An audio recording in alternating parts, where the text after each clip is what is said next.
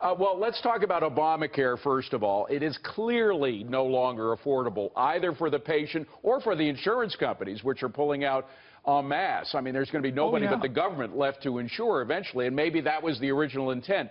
So how do you begin to turn that around? Well, and for a moment, take a look at us out here in Arizona, where each of our counties has a single choice. So, that's a monopoly. The government's supposed to protect us from monopolies. Exactly. And when you realize in other countries where they have a competitive market, you have dozens and dozens of choices. In this country, we've had such a consolidation. And if you actually look at the Better Way agenda the House has, some really smart people have already begun to craft the legislation that's going to provide us a much more competitive system with lots of choices, and yet the ability to protect our brothers and sisters who have pre-existing conditions. By the way, you do have the House and the Senate, but do you think any Democrats will come along with Republicans on these changes?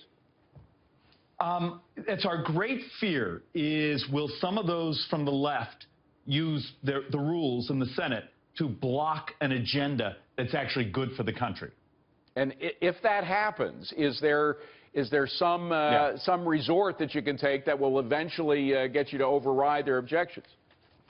Well, and I'm going to be a little rough here, but those on my side, we're going to have to put on our big boy pants and do the tough things. There's the process of reconciliation, where you have to actually craft the legislation in ways where it attaches to the budget documents. We're going to have to be smart, we're going to have to be tough, and we're going to have to be really aggressive. Look, the question of where do we begin, and I'm going to argue with you, we begin with everything.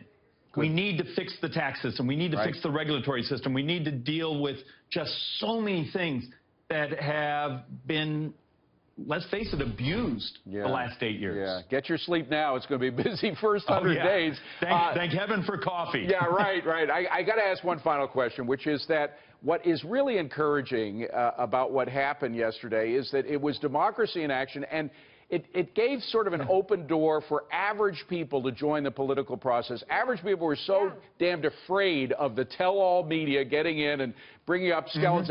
This proved that you can have skeletons in your closet and still get elected. Do you think this might sort of re-energize the political process to allow average folks to run?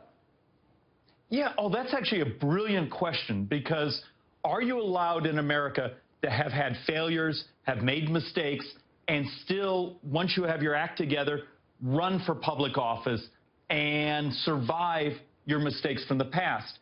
And the beautiful thing is, we're back to being the country of a second chance, even sometimes a third chance, which I was fearful had disappeared. Yeah, maybe the end of political correctness. David Schweikert, good to see you. Thank you very much for being here. Appreciate it. Enjoy your coffee.